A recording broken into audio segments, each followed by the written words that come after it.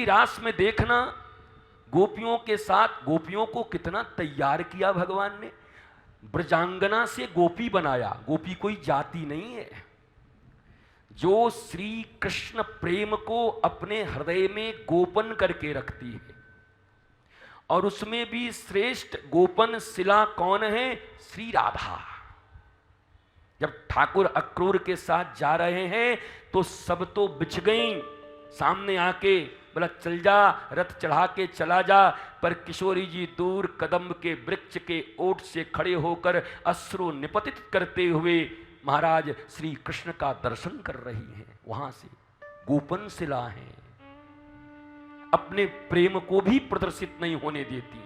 वो किशोरी है, वो लाडली है, वो श्री राधा है। हम तो प्रेम का छोड़ो, प्रेम तो है भी नहीं।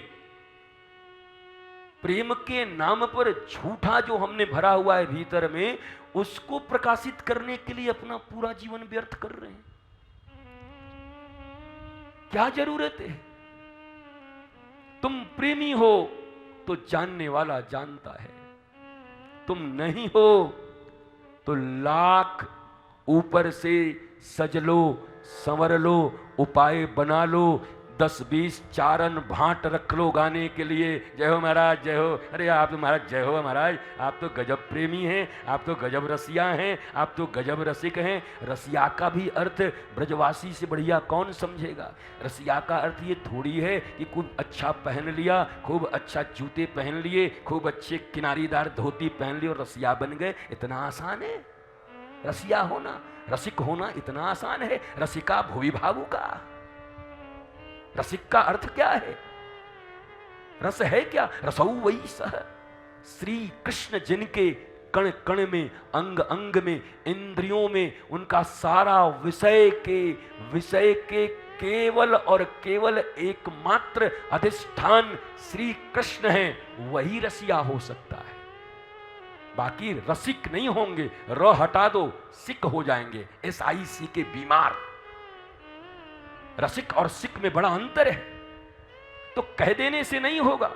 महाराज पृथु का जब राजा के पद पर अभिषेक हुआ तो चारण भाई जय हो महाराज की, ऐसे दुनिया के पहले महाराज हैं, ऐसे राजा हैं। पृथु ने कहा चुप,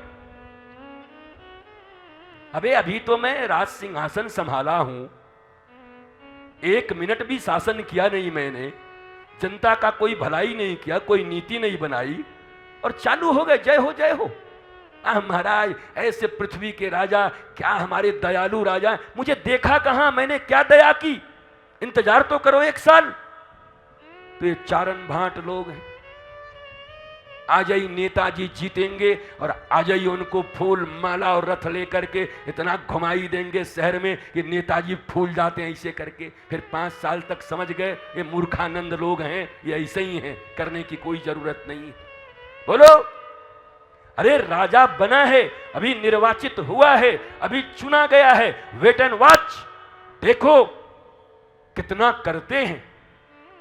सच्चे सलाहकार बनो। जीता नहीं कि 500 चमचों के द्वारा घेर लिए गए। चम्मच प्रधान राज, एक भी सही व्यक्तित्व तो नहीं रहे सामने जो कह सके कि ये गलत है, ये सही है, ये बनना चाहिए। बेचारे को पता ही नहीं चल पाता।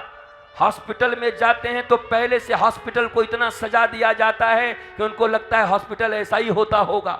सड़कों से जाते हैं तो चारों तरफ ऐसे चूने के लेप कर दिए जाते हैं और जगह जगह झंडे और डंडे लेकर के फूल माला लेके लोग खड़े रहते हैं, मर्सिडीज लगा के, लगता होगा भारत का बड़ा उत्थान हो गया, पर वास्तविकता भी नहीं देखने देते। राजा आवेगो तो पहले तैयारी होएगो। हमारो तो ऐसो मर्जी है, राजा आवे तो नाली खोल के रख दो, तुम्हारी नाली से बहुत बास आ रहे हो, देख लियो। तो आप ही अपने आप आत्महत्या करने को तैयार हो। श्रीमद् भागवत में पृथु को जब राजा बनाया गया, साक्षात विष्णु के अवतार हैं, अर्ची लक्ष्मी की अवतार हैं। जब उनका अभिषेक हुआ और जब लोगों ने जय जयकार किया तो राजा पृथु ने लोगों को डांट दिया, बोला खामोश, चुप रहो, पहले मेरे कर्म को देख लो कुछ वर्षों तक, फिर जय जयकार करना। अभी मैंने किया क्या? इतना ईमानदार राजा तुम्हें मिलेगा? तो तुम्हें भी यही कहते हैं, तुम कम से कम ईमानदार जनता बनो।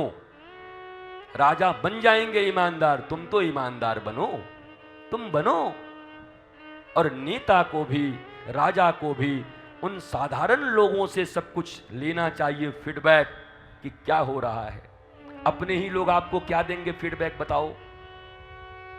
महाराज आपको 10 करोड़ को ठेकेदारी मिल गयो है तो आप क्या कहेंगे? कि आपको गाली दे रहे थे लोग, अरे भैया चारों तरफ आपका जय जयकार है। वो तो भैया को जब अगली बार खुलेगा जब बक्सा तब पता चलेगा कि भैया गायब हो गए, तब कहेंगे अरे तू तो ऐसे कह रहे थे, रातों रात गड़बड़ हो गया भैया, वो फलाने ने बहुत गड़बड़ कर दिया। बीच में जाने दो, समझने दो दर्द को, जनता के दर्द को, लोगों के दर्द को। भगवान श्री कृष्ण ने यही दिखाया। भगवान श्री कृष्ण को कह दिया द्वारिका में, मथुरा में राजा बनाने के लिए कि कंस को मार दिया, अब आप राजा बन जाओ। भगवान ने कहा पिछली बार बने थे 14 साल जंगल ही में रह गए, हमको बहुत शौक नहीं है बनने का, बनाओ दूसरे को महाराज।